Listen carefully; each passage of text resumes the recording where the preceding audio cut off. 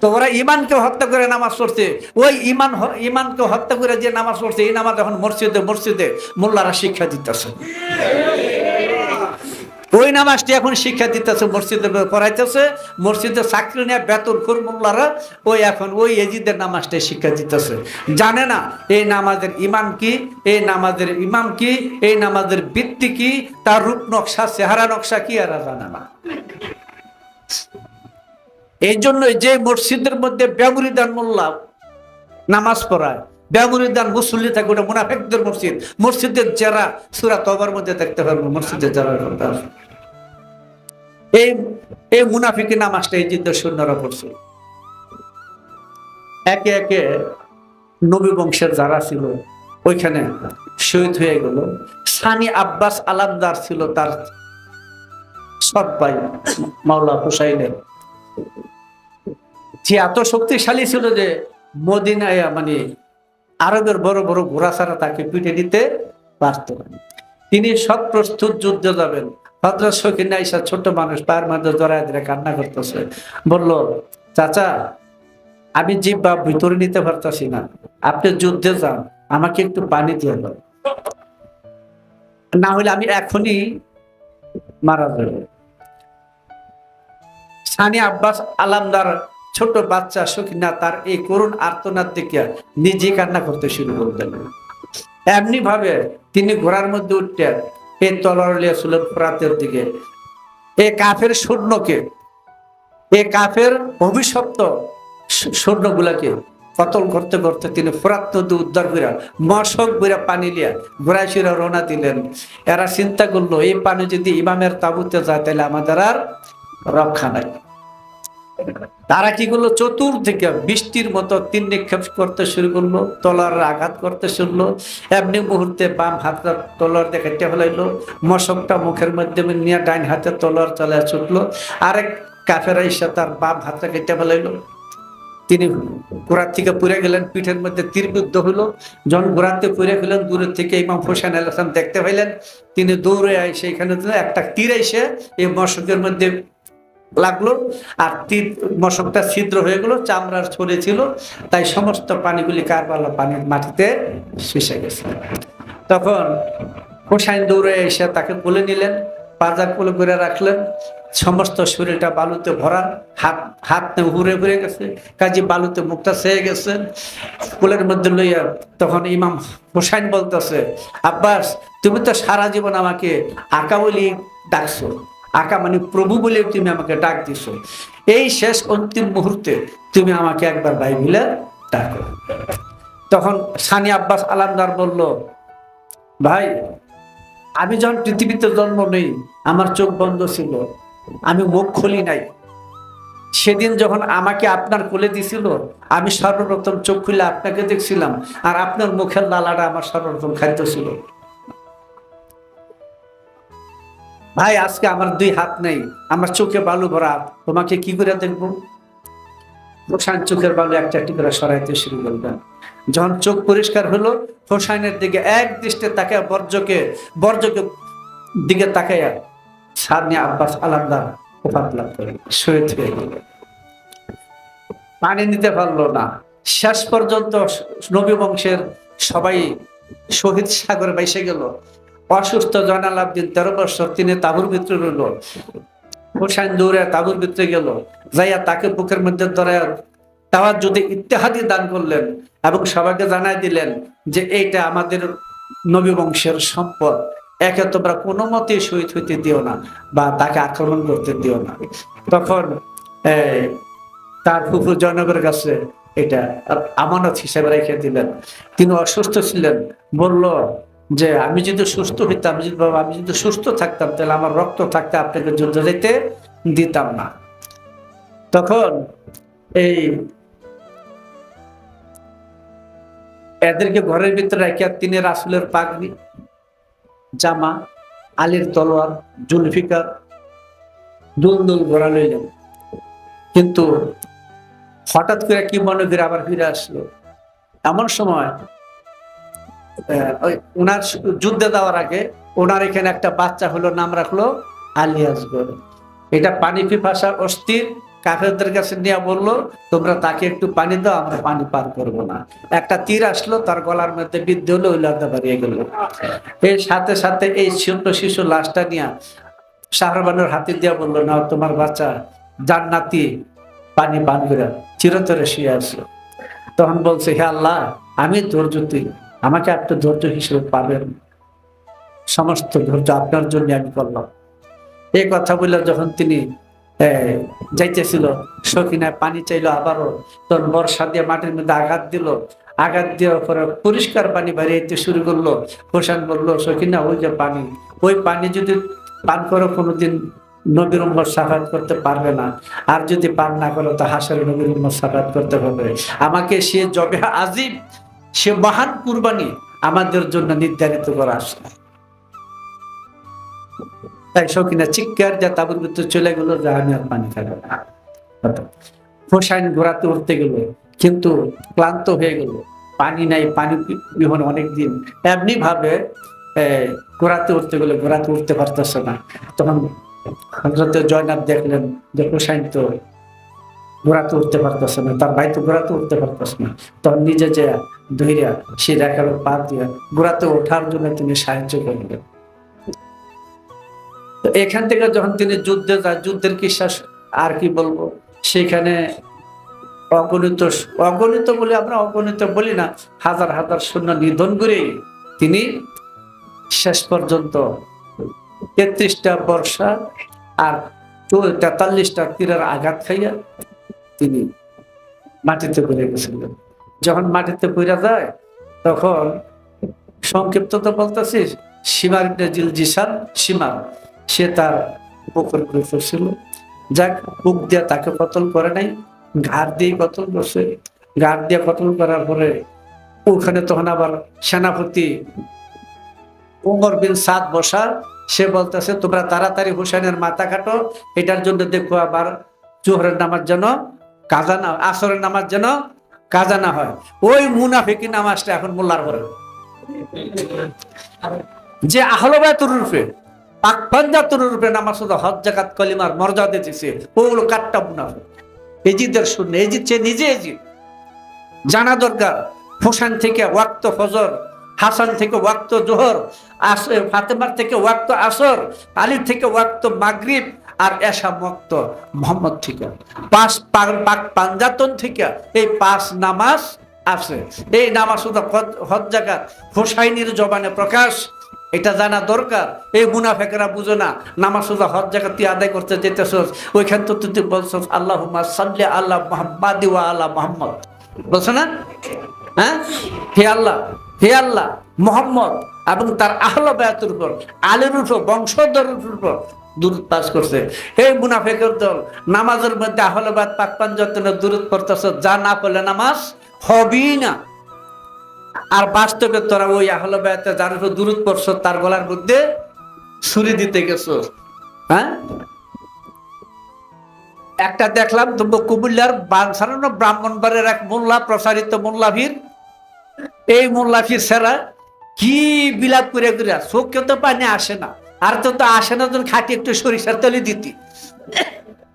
হ্যাঁ, ও হারামজাদা মুয়াবিয়ার প্রশংসা গায়, আর হ্যাঁ বিনয় বিনয় বিনয় বিনয় ওই হোসেনের কিসা গায়, কেমনে শহীদ হলো, কেমনে ফুলাফান মারা গেল, কিসা। কত বড় মুনাফিক চিন্তা করছো। হ্যাঁ, মুয়াবিয়ার প্রশংসা করে আর আহলে বায়াতের পিছনে চোখের পানি ফেলায়। আর মাওলা আলী বলছেন, আমার এবং মুয়াবিয়ার মহব্বত কোন ব্যক্তির মধ্যে একসাথে থাকতে পারে না। আশ-শাওয়াইকুল মুহররর কিতাবের মধ্যে 2য় খণ্ডের মধ্যে দেখো দেওয়া আছে, বহু কিতাবে হাদিসটা আছে। মাওলা আলীর থেকে বর্ণিত, তিনি নিজেই বলছেন, আমার মহব্বত আর মুয়াবিয়ার মহব্বত একসাথে থাকতে পারে না। ওগুলো মুনাফিক, মুয়াবিয়ার প্রশংসা গায় আবার আহলে বায়াতের বিলাপ করে। কান্নায় তো চোখে ভাঙি আসে না, চোখ মুঞ্জা রয়েছে, কথা বোঝো না, ওই বিলাপটা তুলে ধরছে। এইগুলি হলো মুনাফিক। এই মুনাফিকের কারণেই আজকে এরা উমাইয়া বংশের দালাল এই মোল্লারা। আর কিছু শিয়া শিয়া, আর বেটা শিয়া তো একটা হলো ফেরকাগত, আর একটা হলো হাকিকি শিয়া। শিয়া অর্থ হলো অনুসারী, মহব্বত করে। আল্লাহ নিজেও তো আহলে বায়াতকে মহব্বত করেন না? কিতাবুন মাকনুনে, গুপ্ত গ্রন্থ লৌহ মাহফুজে যে কিতাব সংগৃহীত, সেই কিতাবে তো আহলে বায়াতের নাম আছে না? এবং তাদের প্রশংসার বর্ণনা আছে। 300 আয়াত নাযিল হয়েছে তাদের সামনে। ইন্নামা ইউরিদুল্লাহ লিইয়ুযহিবা আনকুম রিজসা আহলাল বাইতি ওয়া তাহফিরাকুম তাতহিরা। এই আয়াতটা কার শানে নাযিল হয়েছে? আহলে বায়াতের শানে। আহল আল বায়াত, নির্দিষ্ট ঘরের অধিবাসী। এরা কে? আব্দুল ইবনে আব্বাস প্রশ্ন করছিলেন, ইয়া রাসূলুল্লাহ, ওরা কারা? বলছে হাসান, হোসেন, ফাতেমা, আলী, এই 4 জন আমার আহলে বায়াত। হ্যাঁ, তারপরে আয়াতে মাওয়াদ্দাতা, ভালোবাসার আয়াত। উম্মে সালমার ঘরে রাসূল গেলেন, বলছেন ইয়ামনি কালো চাদরটা তো। তিনি চাদর গায়ে দিয়া বইলে বলছেন, আয়নাল আলী, লাব্বাইক ইয়া রাসূলুল্লাহ, ভিতরে ঢুকাইলেন। এমনি ভাবে ফাতেমা, হাসান, হোসেনকে ভিতরে ঢুকাইলেন। যখন ভিতরে ঢুকাইলো, উম্মে সালমা বললো, ইয়া রাসূলুল্লাহ, আমি কি আসতে পারি? রাসূল একটু বিরক্ত হয়ে বললো, না, তুমি আসবে না, তুমি সত্যের ঘুরে আসো। তাহলে বোঝা গেছে রাসূলের স্ত্রীগণ এখানে এই চাদরের নিচে নাই। এই চাদরের নিচে কারা? আহলে বায়াত। আহলে বায়াত সম্পর্কে তখন আয়াত আসলো, কুল্লা আসআলুকুম আলাইহি আজরান ইল্লাল মাওয়াদ্দাতা ফিল কুরবা। আসছে না? এই আয়াত নাযিল হয়েছে। কি হয়েছে? রাসূল 23 বছর পর্যন্ত যে ওহী প্রচার করছেন, নবুয়ত প্রচার করছেন। আল্লাহ বলে দিয়েছেন, আপনি বলেন আমি যে নবুয়ত প্রচার করছি 23 বছর, হ্যাঁ, আল্লাহর কালাম প্রচার করছি 23 বছর, এটার উজরত হিসাবে, পারিশ্রমিক হিসাবে আপনি আপনার উম্মতের কাছে কিছু চাইবেন না। কি চাইবেন? এই আহলে বায়াতের প্রতি মহব্বত রাখা। তখন হযরত আব্দুল্লাহ বলল, ইয়া রাসূলুল্লাহ, আপনার আহলে বায়াত কারা, যাদের প্রতি মহব্বত রাখা আজকে আমাদের ওয়াজিব হয়ে গেল? রাসূল বলছে, আলী, ফাতেমা, হাসান, হোসেন, 4 জন আমার আহলে বায়াত। হ্যাঁ, তাহলে তাদের প্রতি মহব্বত রাখা ওয়াজিব, ফরজ। আচ্ছা, আহলে বায়াতের মহব্বত রাখার ফরজ এটা কে করছে? নবী করছে না আল্লাহ করছে? আল্লাহ যদি ফরজ করে দিয়ে থাকে, আর যে এটা মানে না, হ্যাঁ, কাঠটা মুনাফিক না? হ্যাঁ, ও তো কাঠটা কাফের। আহলে বায়াতের মহব্বত জন্য তো মুক্তি পাবে না কোনোদিন। কারণ আহলে বায়াত কোথা থেকে আসছেন? আল্লাহ ছিলেন জাত কুতুব, ওখান থেকে নূর বিভক্ত হইয়া 5 ভাগে 5 খণ্ড হইয়া তানাজ্জুলাতে খামসা রূপে এই জাতের প্রকাশ ঘটলো। সেই জাতের প্রকাশিত অবস্থাগুলোর মধ্যে পাক পাঞ্জাতন রয়ে গেছেন। সেই পাক পাঞ্জাতনের প্রথম অংশটা বাদ দিলে আহলে বায়াত 4 জন থেকে যায়। ঘর খফি, বেলায়েতি ভাষা খফির ঘর মোহাম্মদ। এই মোহাম্মদের মধ্যে 4 জন, আলী, ফাতেমা, হাসান, হুসাইন, এই 4 জন হলো মোহাম্মদী ঘরের ব্যক্তি। তাই মেশকাতের হাদিস হলো, রাসূল সাল্লাল্লাহু আলাইহি ওয়াসাল্লাম বলেছেন, আমি আমার আহলে বায়াত, যাদের উপর আমি নির্ভর করে থেকে, যারা আমার ব্যক্তি, আহলে বায়াত হলো মুহাম্মদ সাল্লাল্লাহু আলাইহি ওয়াসাল্লামের পরিচয়। প্রত্যেকটা মানুষের অস্তিত্বে, প্রত্যেকটা সৃষ্টির অস্তিত্বে সেই আহলে বায়াত পাক পাঞ্জাতনের নূর, সেই নূর মানবীয় রূপে, মানব রূপে, দুনিয়ার মানুষ হিসাবে মোহাম্মদ, আলী, ফাতেমা, হাসান, হুসাইন, এই 4 জন আসছেন। এই 4 জন কেমন ব্যক্তি ছিল? যখন নুরি জগতে ছিল, তখন হযরত আদম যখন গন্ধম খেয়ে অপরাধ দুনিয়াতে আসলো, তওবা করলো, মুক্তি তো দিলেন না, বরং আল্লাহ বলে দিলেন, আমি তাদেরকে একটি বাণী শিখিয়ে দিয়েছি। সূরা বাকারার 37 নম্বর আয়াতের মধ্যে আমি আদমকে একটা বাণী শিখিয়ে দিয়েছি। সেই বাণীটা কি ছিল? কোরআনে নাই, কিন্তু তাফসীর ফাকার পিতা হাদিসে আছেন। সেটা হলো, আল্লাহুম্মা ইন্নী আসআলুকা বাহুক্কা মুহাম্মদ, আলী, ফাতেমা, হাসান, হুসাইন, ফাতাওবা আলাই।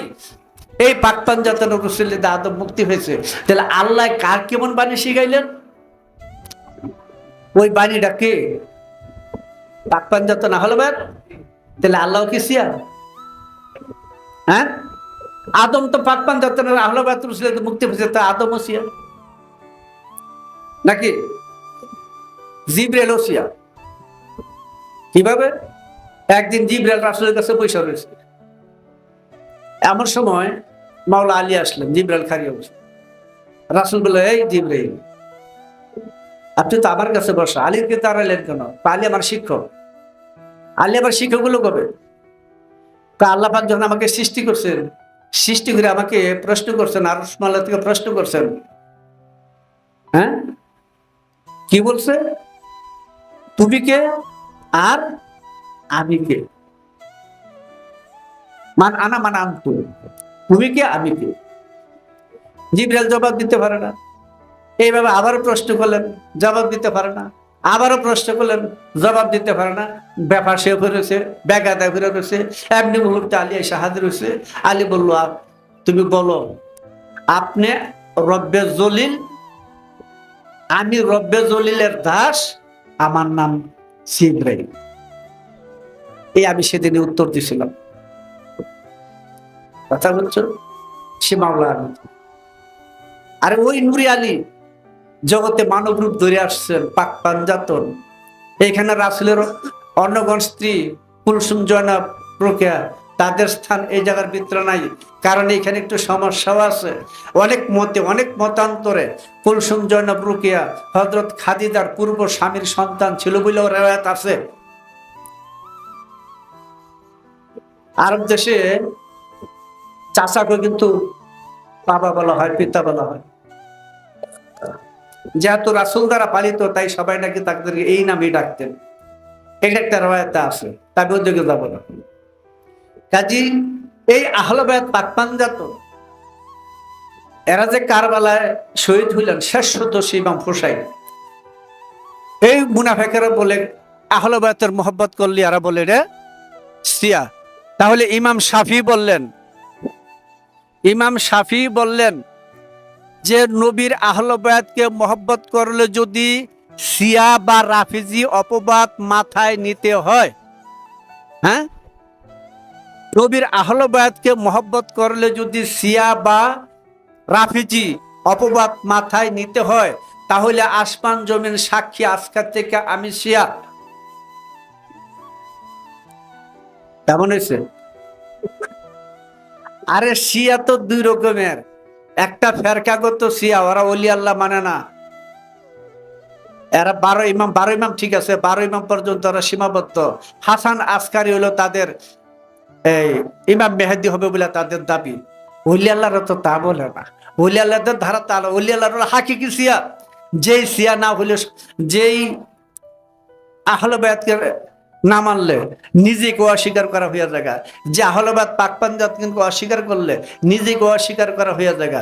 আল্লাহর সৃষ্টিকে অস্বীকার করা হয়। সৃষ্টির প্রত্যেকটা অনুপরমাণে সৃষ্টির অস্তিত্ব, প্রকাশ, বিকাশ, লয় প্রলয় যত কিছু আছে এই আহলে বায়াত পাক পাঞ্জাতনের থেকে আসে। ওই আহলে বায়াত পাক পাঞ্জাতন 5 জন, তাই কোরআনে এটার বিপরীতে এইটার সমর্থনে নাহনু শব্দ ব্যবহার করছেন। আমরা কোরআনে যে আমরা শব্দ ব্যবহার করছেন, এই পাক পাঞ্জাতনকে নিয়ে বলছেন। কারণ আল্লাহর ওই নূর 5 ভাগে বিভক্ত হইয়া পাঞ্জাতন রূপ হইয়া আমরা স্বরূপ আল্লাহ স্বয়ং নিজেই আসেন। তাই আল্লাহর হাস্তি প্রকাশ পাক পাঞ্জাতন, পাক পাঞ্জাতনের নাস্তি আল্লাহ স্বয়ং নিজেই। হ্যাঁ, ওই মোহাম্মদী নগরের মধ্যে, মোহাম্মদী শহরের মধ্যে এই 4 জন হলো পিতৃ। এই 4টা মিলাই মোহাম্মদী নগরটা দাঁড়ায় রয়েছে। মোহাম্মদ রূপ দাঁড়ায় রয়েছে, মোহাম্মদী সুরত দাঁড়ায় রয়েছে। এই 5টা দিয়ে এর বাইরে আল্লাহ রাসূল খোদা কিচ্ছু নাই। এই পাক পাঞ্জাতনের ভিতরে আল্লাহ রাসূল ইহকাল পরকাল সৃষ্টির সমস্ত উত্থান পতন সবকিছু তারই প্রতীকে, ওই নূরের প্রতীকে দুনিয়ার মানুষ মোহাম্মদ আলী, ফাতেমা, হাসান ও হুসাইন। এই মোল্লারা যদি আমার কথা প্রতিবাদ করার ইচ্ছা থাকে, তাহলে আহলে বায়াতের পাক পাঞ্জাতনের সৃষ্টির রহস্যের ভিতরে ঢুকে তারপরে কিতাব হাদিস কোরআন লিয়ে আমার কাছে আইও, কেমনে এরা আছে আমি বুঝাই দেব না। আর নাহলে প্রতিবাদ করতে যেন অভদ্রতা কোনো কাজ করো না। আহলে বায়াতের মহব্বত ছাড়া মানুষ মুক্তি পাবে না। আব্দুল ইবনে আব্বাস থেকে বর্ণিত হলে তিনি বলছেন, ফুলসরাতের মধ্যে একটা উচ্চ স্থান আছে যাকে আরাব বলা হয়। ওখান থেকে মাওলা আলী তার অনুসারীদেরকে পার করে নিবেন। কত হাদিস যেটার ভিতরে আছে আর কোনো হিসাব নাই। রাসূল পাক সাল্লাল্লাহু আলাইহি ওয়াসাল্লাম বলছেন, আমার আহলে বায়াতের মহব্বতকারী যারা, আমার আহলে বায়াতের মহব্বতকারী যারা, তারা হাসর দিনে আমার মর্যাদা উপস্থিত থাকবে। কেমন কথা? হ্যাঁ, সূরা সাফফাতের 24 নম্বর আয়াতে একটা কথা আছে, আমি আরবিটা বলতে পারবো মনে নাই। সেখানে হলো ওদেরকে থামাও, প্রশ্ন করা হবে। ওদেরকে থামাও, প্রশ্ন করা হবে। 27 নম্বরে বলছে ওদেরকে সামনাসামনি জিজ্ঞাসা করা হবে। আব্দুল ইবনে আব্বাস বলল, ইয়া রাসূলুল্লাহ, কি জিজ্ঞাসা করা হবে?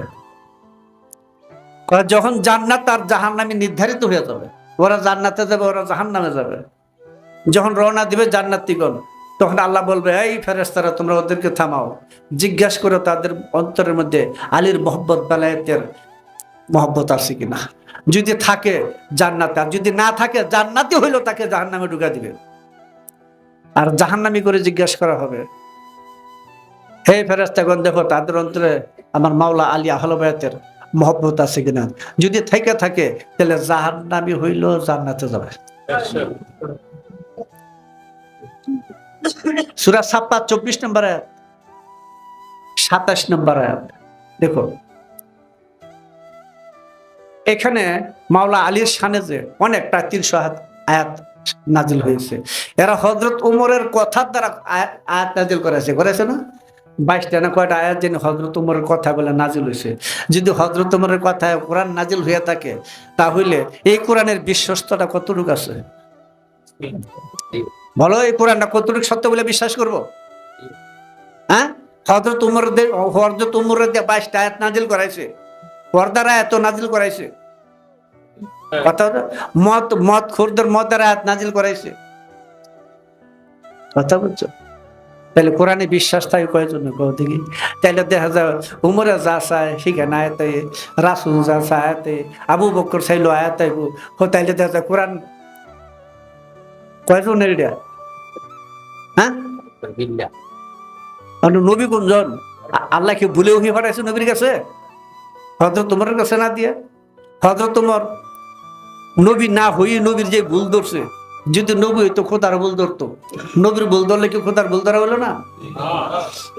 হ্যাঁ, এটাও দেখতে মেশকাত 35 নম্বর খন্ড, প্রথম খন্ডের 25 নম্বর হাদিস, হযরত আবু হুরায়রা থেকে বর্ণিত হাদিস, ওইখানেও আছে। কি আজব কিসসা এগুলো আমাদের সমাজে মৌলবীরা প্রকাশ করে। কত যে ভুল মিথ্যা হাদিস উমাইয়া বংশের লোকেরা করে থুয়ে গেছে, এটার হিসাব নাই। আজকে যে কারবালা অনুষ্ঠান, কারবালার মূল আমাদের উদ্দেশ্যটা কি? কারবালার মূল উদ্দেশ্য হলো আমাদের হুসাইনি খাসিয়ত অর্জন করতে হবে, হুসাইনি শক্তি অর্জন করতে হবে। এটি কারবালার শিক্ষা। এই শক্তি অর্জন না হইলে এই সমস্ত মুনাফেকদের থেকে, কবি খারিজি ওহাবিদের থেকে, বাতিল পন্থীদের থেকে চরম সত্যকে প্রকাশ করা যাবে না। তাই চরম সত্যকে প্রকাশ করার জন্য হুসাইনি খাসিয়ত দরকার। তারা 1000 হোক, লক্ষ হোক, আমরা 10 জন হই, ইমানি শক্তি যেন ঠিক থাকে। কথা বোঝো না? ওই যে 400 লোকের মধ্যে কিছু বাইর হয়ে গেছিল, এটা যদি না যাইতো তো আজকে হুসাইনের কলঙ্ক থাকতো। কি হইতো? হুসাইনি দল পালাইছে, বুঝো নাই? কিন্তু হুসাইনি খাসিয়ত নাই। হুসাইনি খাসিয়ত ছিল 72 জনের ভিতরে, সে 72 জন স্বয়ং নিজে হুসাইনি খাসিয়তে হুসাইনি হয়ে বেরোছে। তার মধ্যে সেনাপতি হুর, তার ভাই গোলাম সহ 30 জন হুসাইনি দলে আইসা পড়ছিলেন, এই 102 জন। হুসাইনের এই মাথাটা যখন 72 জন মাথা বর্ষার বিদ্ধ করিয়া রওনা দিলেন, আর হুসাইনের যে লাশটা ছিল, 10টা ঘোড়া, 5টা ঘোড়া উপরে যাইতো, 5টা আইতো। এই 10টা ঘোড়া চালানো পরে এই দেহের হাড় মাংস সব কারবালার মাটিতে মিশে গেছিল। ইতিহাসে প্রমাণ করছে 10 জন ছিল জারজ সন্তান, 10 জন ছিল জারজ সন্তান। আর এজিদের সৈন্যদের মধ্যে 250 কোরআনে হাফেজ, কারো কারোর মধ্যে 700 ইমাম, আর কোরআনে মুফাসসির উমর বিন সাদ। আর হোসেন বলছিল, আলাইসা ফি মুসলিমুন হালমিন নাফসিন ইয়ানসুরুনা, আমাদেরকে সাহায্য করার মধ্যে তোমাদের মধ্যে কেউ নাই? মুনাফিকরা জবাব দেয় নাই। তখন বলছিল, আলাম তাসমাউ, তোমরা কি শুনতে পাও না? তার তো জবাব দেয় নাই। তখন বলছিল, আলাইসা ফি মুসলিমুন, তোমাদের মধ্যে কি একটাও মুসলমান নাই? এরা নামাজ রোজা করছে না? এই যে দেশের নামাজ করে নাই, ওই যে টুপি ফাঁকরি হইতার সব পড়ছে না? তাহলে হোসেন তো বললেন, তোমাদের মধ্যে তো একটা মুসলমান নাই। এই সমস্ত মুনাফিকি নামাজি, নামাজের সমস্যা না, মুনাফিকরা নামাজ পড়লে নামাজটা মুনাফিকি হয়। এই মুনাফিকি নামাজিরা আজকে মসজিদ মাদ্রাসায় ঘুরে গেছে। হ্যাঁ, এরা এখন আন্দোলন করে। মুয়াবিয়া সাচ্চা সাহাবী ছিল। নিজামুদ্দিন আউলিয়াকে জিজ্ঞাসা করা হলো, মুয়াবিয়া কেমন ছিল? তিনি বললো রাসূল থাকতে তো চুপচাপ হয়েছিল, তিনি চলে যাওয়ার পরে দেখা গেছে সে একটা গুপ্ত আগ্নেয়গিরি, ভয়ঙ্কর। হ্যাঁ, এমন কিছু দুঃখা প্রবঞ্চনা তার মধ্যে ছিল না, এই মুয়াবিয়া সব তার মধ্যে ছিল। প্রয়োজনে সে হত্যা করতো, নিষ্ঠুরভাবে হত্যা করত, প্রয়োজনে ঘুষ দিত, প্রয়োজনে বাড়ি ছাড়া করত, যত রকম নিষ্ঠুরতা কাজ আছে মুয়াবিয়ার আছে। কথা বলছো, সব এটির মধ্যে আছে। ইতিহাস গাইতে দেখো, মাদ্রাসার কটা বইলে কটকট করে তোমরা কথা বলো মুনাফিক মুয়াবিয়ার পক্ষে। মুয়াবিয়া তো সেই গোড়ার থেকে, মুয়াবিয়া যখন ক্ষমতায় আসে তখন তার পিতা আবু সুফিয়ান কি বলছিল? আবু সুফিয়ান তখন অন্ধ হয়ে গেছিল। হযরত ওসমান যখন খলিফা হয়, হযরত ওসমান ওহিটুই কিছু পায় না, রাজ্য লোভে শুধু একটা ওহির বাহানা করছে, কাজে এই খেলাফত তোমাদের হাতে আইছে, এটার জন্য একে অন্যের কাছে বর্ডার নেয় হস্তান্তর করে, যেন কখনো আর হাসি মাংসের মধ্যে ফিরে না যায়। এরপরে আবার সাহাবি করতে হইব। হ্যাঁ, আর মুয়াবিয়ার কুকীর্তি চোখে দেখবে কেমনে? কাকে যদি সাবান লুকায়, চোখ মুঞ্জা নাকি লুকায়, পরে হ্যাঁ নিজেই পায় না এটা কোন জায়গা। কথা বুঝো নাই তো? চোখ পুঞ্জা যদি ইতিহাস পড়ে কি করে পাবে? আর আহলে বাইতের পাক পাঞ্জাতনের জাহিরি বাতিনি অংশটা তো জানো আগে, বাতিনি জানো, তারপরে তো জাহিরিটা বলবা। জাহিরি উপর বাতিনের উপরে নির্ভর, বাতিনি জাহিরের উপরে নির্ভর না। জাহিরি দলিল, বাতিনি প্রমাণ। এই দলিল যার জন্য সেই হাকিকত ভেদ রহস্য যদি জানা না যায়, তাহলে বাদ পাক পাঞ্জাতন চিনবে কি করে? আর যদি নাই চিনতে পারে তো এটা কি মর্যাদাময় না অমর্যাদাময় এটি জানবো কি করে? ওরা তো দুই ঠেঙ্গালা মানুষই বুঝে লেছে, তার আগে পরেও তো কিছু আছে এটা জানে না। কথা বুঝছো? এই ইয়াজিদ হোসেনের মুখের মধ্যে বাড়ি দিয়ে দিয়ে বলতো, মানে আমি সরল ভাষা বলতেছি, মুখে বাড়ি দিত, দাঁতের মধ্যে বাড়ি দিয়ে দিয়ে বলতো, আজকাল যদি আমার সেই গোত্ররা যারা তবুক যুদ্ধে শহীদ হয়ে গেছে, মারা গেছে, হাকু ভাষা তো শহীদ, যারা ওরা মারা গেছে আর আজকাল থাকলে দেখতে পারতো আমি হাসি বংশ থেকে কিভাবে প্রতিশোধ দিছি। এরপরে গেলে মুসলমান করা লাগবে। হ্যাঁ, এমনি ভাবে ইসলামের যত বিকৃতি আছে, এই উমায় বংশের দালাল মোল্লারা হাজার হাজার হাজার হাজার লক্ষ লক্ষ মাদ্রাসা তৈরি করে এগুলো প্রচার করতেছে। মুয়াবিয়ার প্রশংসা, মুয়াবিয়ার প্রশংসা এরা করতে থাকে। আর যদি মুয়াবিয়ার প্রশংসা না করে তাইলে কাফের, মুরতাদ, আরো কত কিছু বুঝো না, পাগল হয়ে গেলে যা হয় তাই বলতে থাকে। এগুলো আগে ফতুয়া, এই ফতুয়াটা কি করবো? এই ফতুয়ায় কি হবে? ও মোল্লা তোর ফতুয়া আমার কি হইব? তুই তাহলে পাক পাঞ্জাতন অন্ধ, কানা, মূর্খ, তুই তো কিছু চিনস না, কিছু চোখে দেখস না। কাকে বলে আহলে বায়াত? হ্যাঁ, মাওলা আলীর হাকিকতের জগতের ভিতরে অসংখ্য রহস্য, তার কোনো সীমা পরিসীমা নাই। আমি বলি আল্লাহর সৃষ্টি, আল্লাহ নিশ্চল, আল্লাহ স্থির স্থবির, সে নিশ্চল জগতের মধ্যে সচল দরিয়া পরিবাহক যে বেলায়েতি রূপ প্রকাশ করছেন মাওলা আলীর শক্তি। মাওলা আলী কে? রাসূল বলেন কোরআন আর আলী একসাথে, কোরআন আর আলী একসাথে, কখনো বিচ্ছিন্ন হবে না। কারণ কোরআন আল্লাহ আলিমুন, আল্লাহ আলী, আল্লাহ আলিমুন, কোরআনও আল্লাহ আলিমুন, বুঝা যায় না? হ্যাঁ, তাই রাসূল বলছে কোরআন আর আলী একসাথে। চিনে নাই সময় বুঝছে দুই পল একটা মানুষ, এটি তার শেষ কথা না, এটি পাক পাঞ্জাতনের শেষ কথা না। রহস্যময় কালাম, রহস্যময় ভেদ রহস্য হলো আহলে বায়াত পাক পাঞ্জাতনের। পাক পাঞ্জাতন অস্তিত্ব ছাড়া আল্লাহর সৃষ্টি প্রকাশই পায় না। আল্লাহ যদি সৃষ্টি করেন আহলে বায়াতের মাধ্যমে করেন। আহলে বায়াতের মধ্যে চারটা রঙে, চার রঙে, চার রূপে একত্র হইয়া মোহাম্মদ চার আকসামে চার রূপে বাস করেন।